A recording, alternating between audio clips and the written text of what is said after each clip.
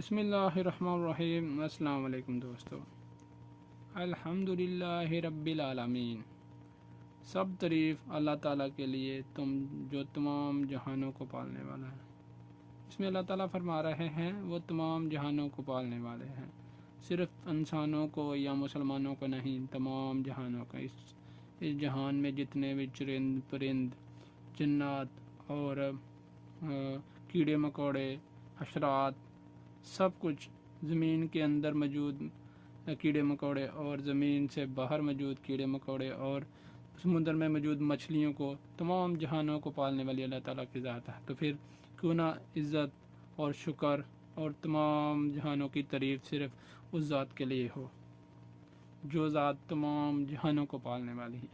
یعنی تمام جہانوں میں صرف ہم انسان نہیں آتے، تمام جہانوں میں 7 آسمان آتے ہیں، وہ تمام جہان ہے۔ نہیں تو کہتے کہ ایک جہان یعنی زمین، نہیں، تمام جہانوں کو، یعنی 7 آسمان جو ہیں وہ تمام جہان ہیں۔ سمجھ رہے ہیں ہم لوگ؟ اس کتاب میں، اس لفظ میں، اس آیت میں یہ بیان کیا جا رہا ہے تمام جہانوں۔ سمجھ رہے ہو کہ تمام جہانوں کی بات ہو رہی ہے میرے بھائیوں مسلمانوں، کہ تمام جہانوں کی بات، جس میں مسلمان، ہندو اور ان کی بات تو چھوڑ ہی دو کہ سب کو پال رہے ہیں اللہ تعالیٰ کی ذات۔ تو اس آیت میں یہ بیان کیا گیا اللہ تعالیٰ کی طرف سے، بتایا گیا انسانوں کو، پھر یہ کہا گیا ہے کہ تم یہ جو نفس نفسی کے عالم میں بھاگ رہے ہو، اس کا کوئی فائدہ نہیں۔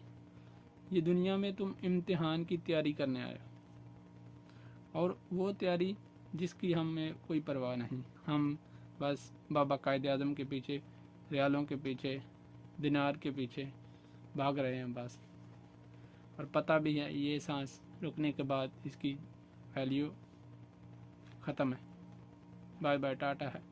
لیکن ہم اللہ تعالیٰ کھل کے بتا رہے ہیں کہ تمام جہانوں کو پالنے والی وہ ذات ہے۔ ہم ہیں کہ بس اللہ ہی حافظ ہے ہمارا۔